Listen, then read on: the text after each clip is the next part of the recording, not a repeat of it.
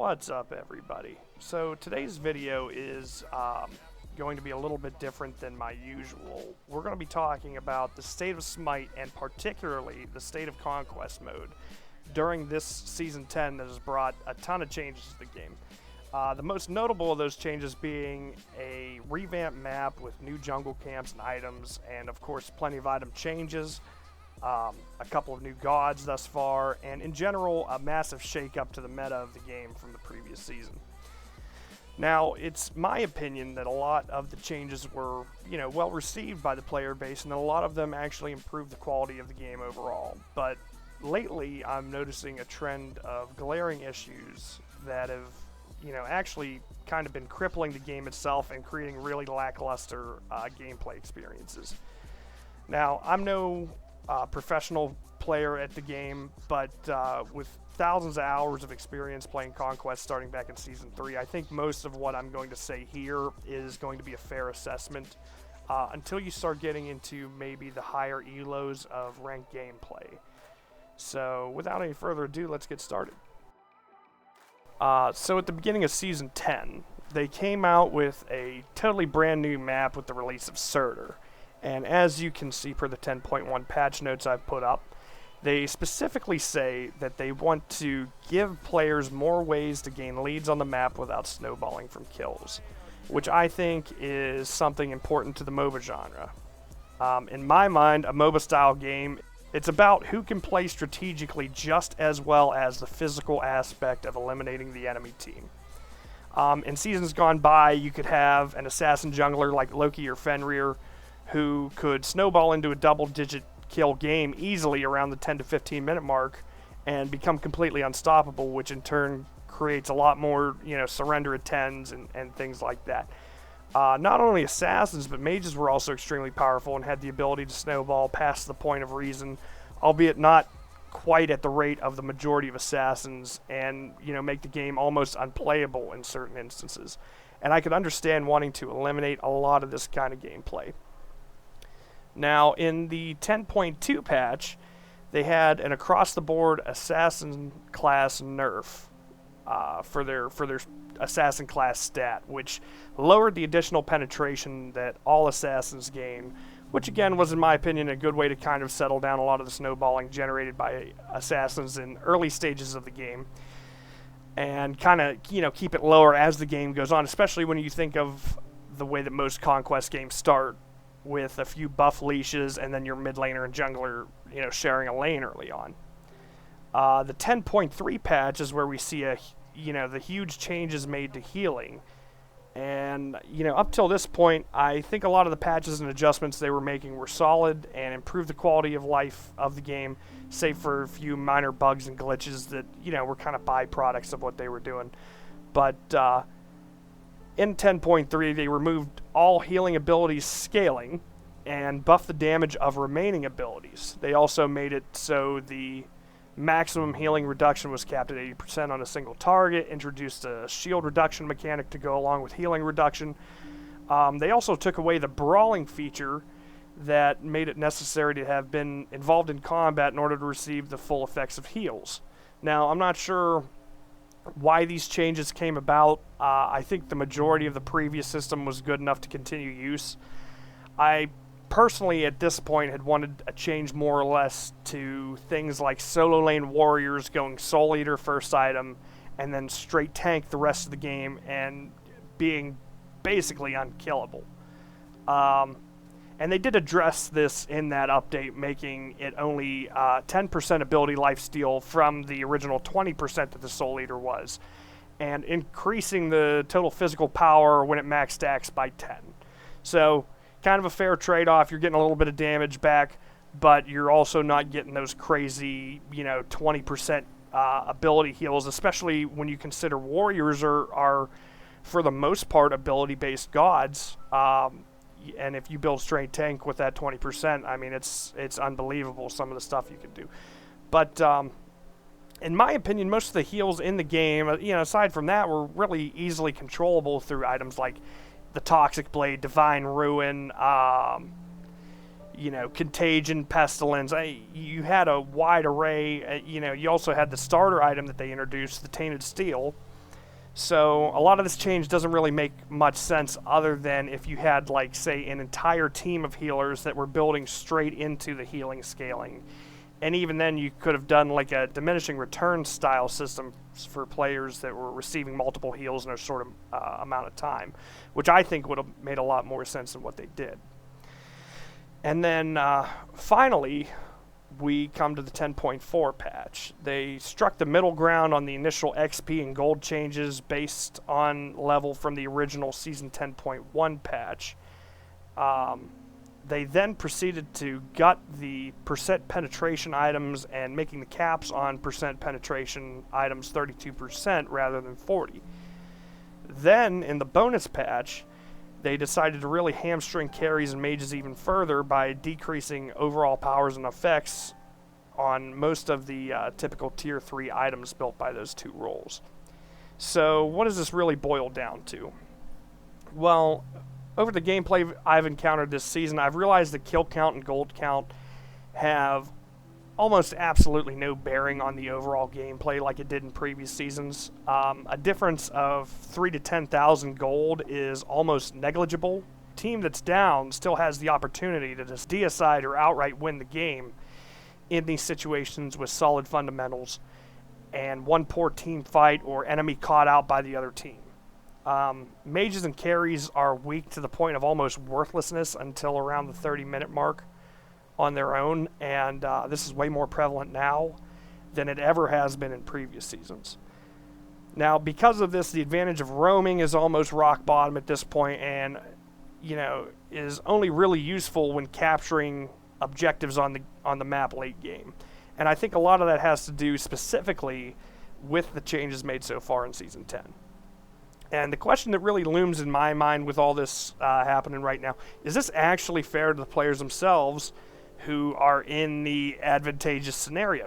The players that have kind of, perfected their craft of playing a certain god, so to say, and, are able to advance themselves into a lead based on their pure ability with the god or in that particular role alone.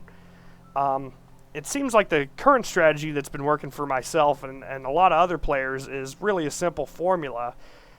Basically, you start with a carry in whatever lane you want.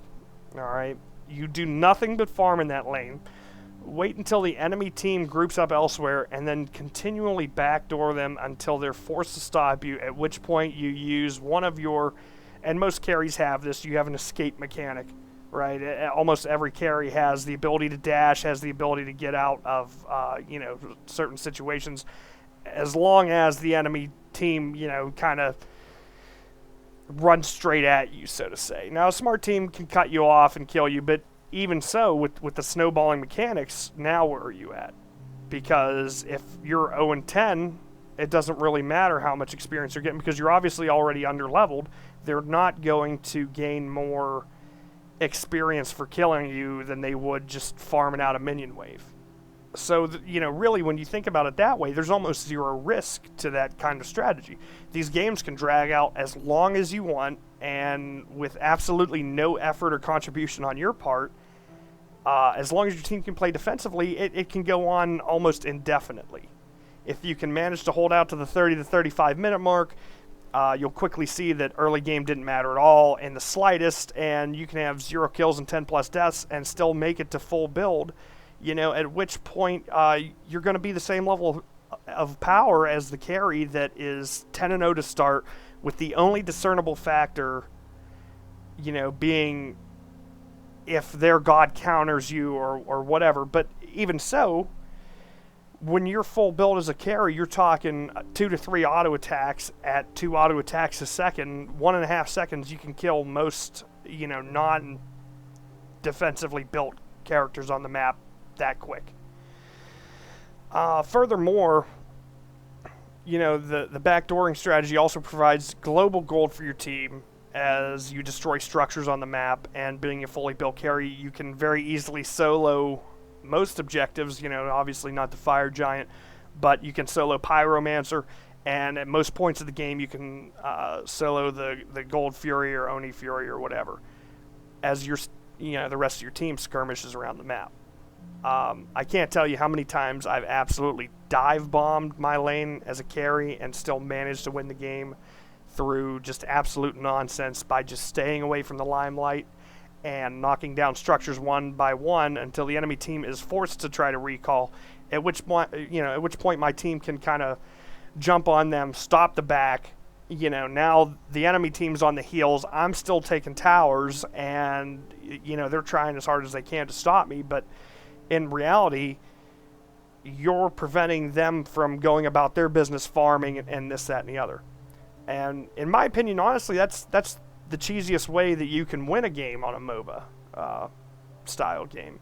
I mean, of course, when you got the early game and middle game on what's supposed to be two of the most powerful and bursty roles to try and lengthen game times, and that's their words, not mine. They want to lengthen game times. You end up with a meta that allows you to be absolutely worthless for the entire game and still land a victory. What makes the Conquest game mode appealing to most people is the ability to secure kills in a controlled manner and kind of, finding the balance between early, middle, and late game gods, coordinating god selections and team strategy, and kind of, like managing a risk to reward ratio. There should be a large amount of strategy involved that doesn't include 50 to 70 kill per team games, and the ability to completely bounce back from, an 0 and double digit start. Or even if you got, 1 and 10, 2 and 9, doesn't really matter. That's a terrible start, really. And there have always been games that I've played that have lasted an hour or more, even before these changes. And there have also been games where, you're getting destroyed or the enemy team's just destroying you, and they manage to end it themselves in 15 to 20 minutes, or you surrender a 10 or whatever. Simply put, if I lane against an opponent and I crush them, and then go to assist my team capturing objectives and playing the game as a 3-lane MOBA is intended to be played, should the losing laner have the ability to just bide their time, hang on for that 40 to 60 minutes until my early game triumph has no bearing on whether I win or lose anymore.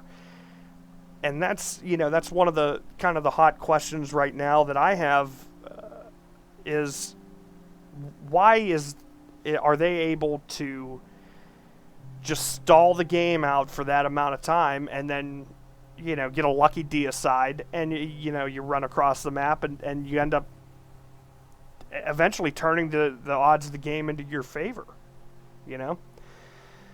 Increasing the length of these games through the specific changes set forth in Season 10 has made it so that the games are kind of like, just mindless, uninspiring, and, they've made it so that the actual strategy and player skill have almost no consequences when it comes to victory or defeat. The typical game is ended at this point by one poor team fight taken either way, or, somebody getting caught out, somebody, not really being in the greatest position, and, not by some, great challenge of player skill or stolen fire giants or, by the domination of an inferior team. I mean, I love a good underdog story myself, and I do think you should be able to redeem yourself from a rough start. But the point is that, at this point, it's quite easy to just drag a game out to the point where everyone is full build and then having a mosh pit in the middle lane decide the victor of the game. And that completely negates the strategic value that the Conquest game mode has over the other game modes like Arena or Slash or what have you. On top of all that, if you look at lower elo games particularly, they could almost go on indefinitely because of the outright lack of plays made for taking fire giants, taking the gold fury. This has given way to players that can only be described as, literal bots who take up the majority of these low-level lobbies that, reap massive worshipper and experience rewards at the end of a 50 to 60-minute game with no clear focus. And, while we're on the subject, let's talk about the total lack of support and actual gameplay for the first, however many levels of your actual account, your physical account. You just play bot lobby after bot lobby with no end in sight among teammates who are just absolutely brain dead and have no idea how to even approach playing this mode, which most of them stumbled across for their first time or, second time, third time. Conquest in general is a very different game mode from the usual level 3 starts with 3,000 gold, that you find on every other game mode. And it's designed, like most MOBAs, to be very slow-paced and controlled. Not an all-in kit dump and tower diving extravaganza like Slash or Arena. Gold is earned at a much slower pace as well as experience. And most of the people that play this mode, tempers are high. They're passionate about it. I mean, this is the professional competitive game mode of SMITE.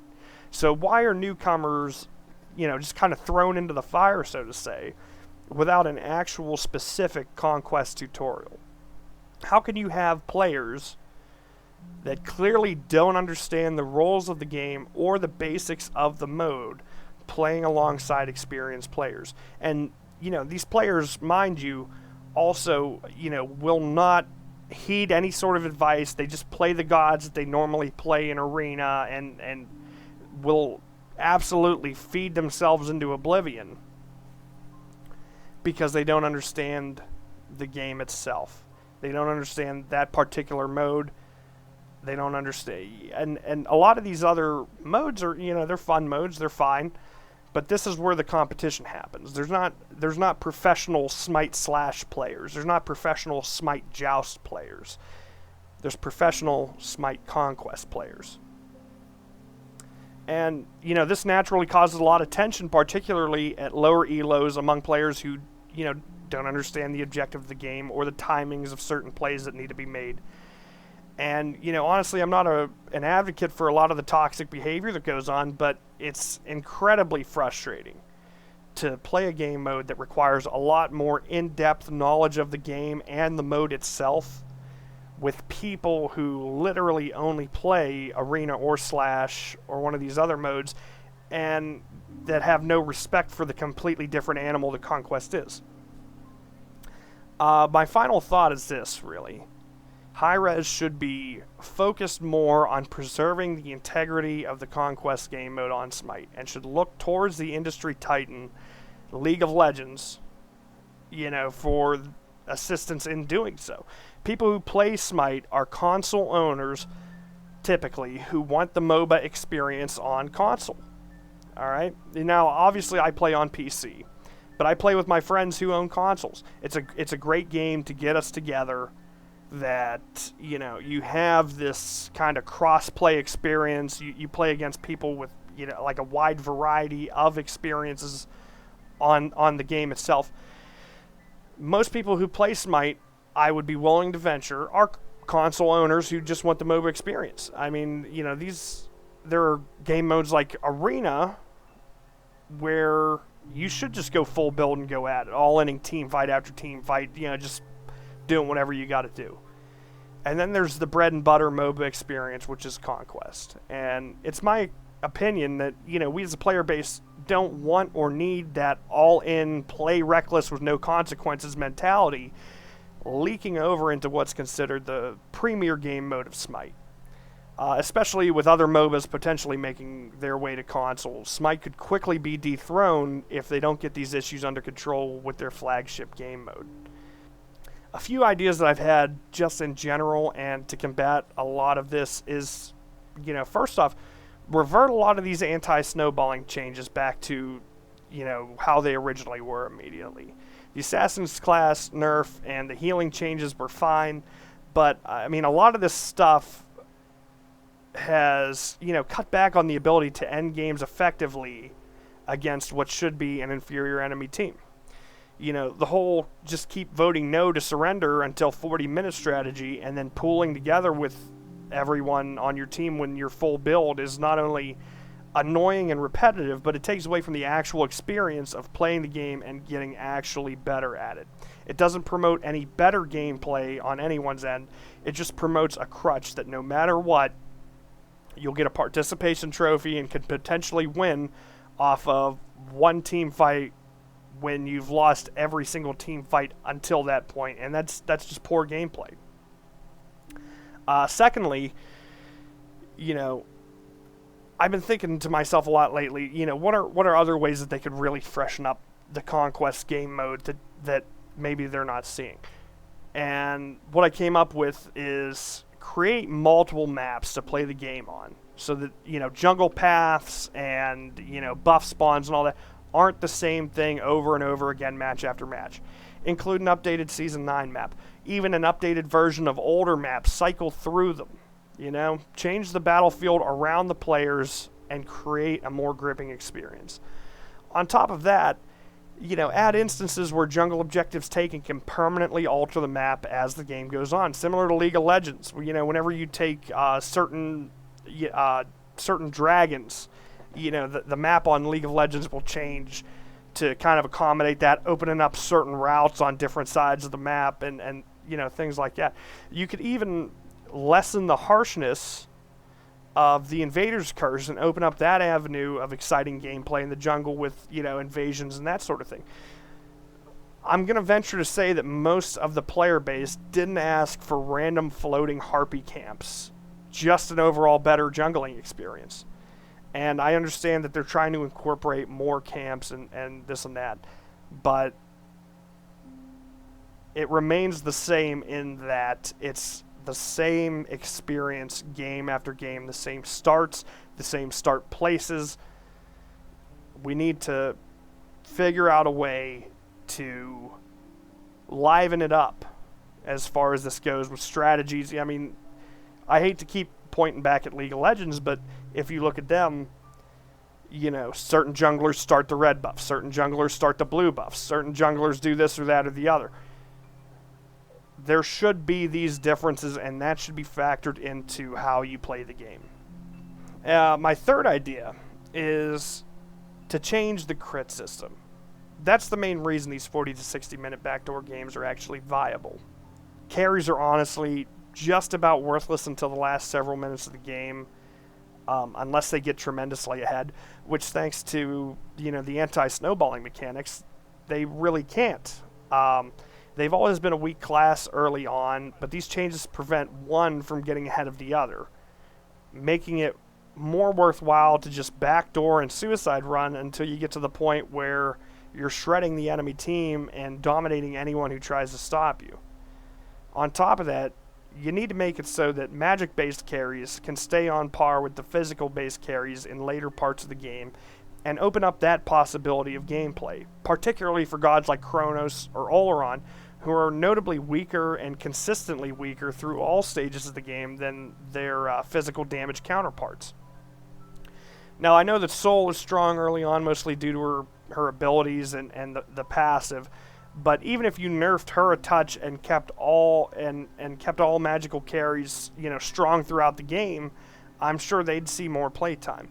But as it stands, they don't have dashes like their physical counterparts. They can't crit, and generally struggle in lanes directly against their physical counterparts of even skill level. Fourth, update your characters that spawn minions that assist them. Gods like Nuwa, Tiamat, and Kuzumbo's minions still prioritize turret bastions rather than enemy gods in early phases of the game, or jungle monsters, which really cripples their ability to perform. Mages in general are weak early game, leading to a lot more reliance on junglers, which is detrimental to the experience, and their lack of mobility, leads to extremely boring early to mid gameplay thanks to your anti-snowballing mechanics. Roaming is absolutely out of the question right now if you want to stay ahead experience-wise, which, basically prolongs the laning phase of, any particular game in an absurd amount of time. Fifth, you need to start to incorporate draft pick and bans into regular Conquest. The reason why I say this, it's insane that for some reason every time you release a new god, that the player base has to constantly fight over that same god to the point where people are just, taking these gods and playing them way out of position just for the sheer ability to use them.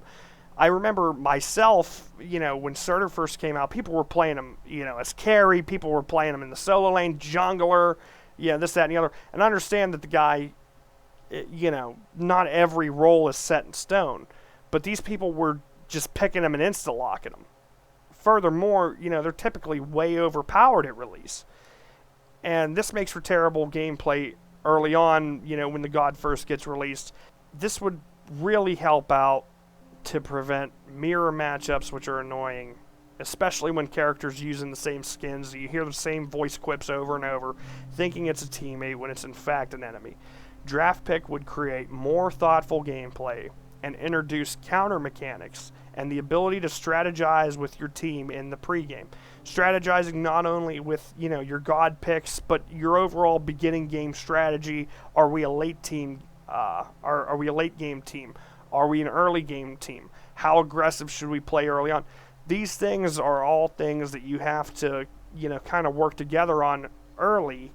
And as the draft picks are going on, you see it in League of Legends games all the time. People are communicating. They're setting up so that their gameplay experience is much better than the gameplay experience of,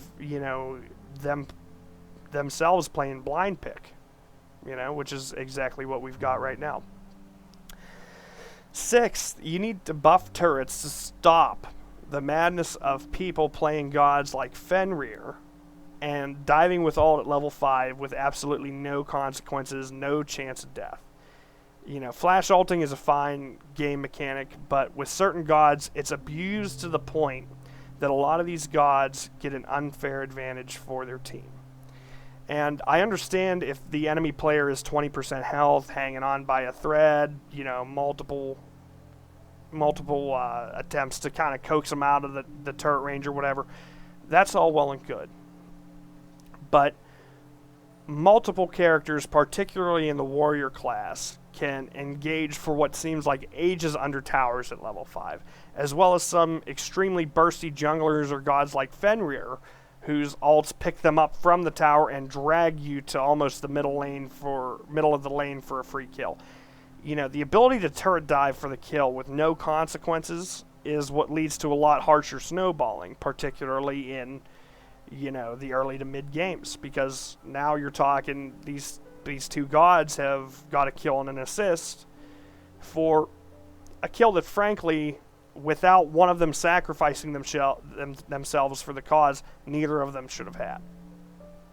Seventh, and my last point really, is junglers should in general be able to entirely sustain their minion farm from the jungle itself, not through crowding their mid laners' already precious XP in the early game.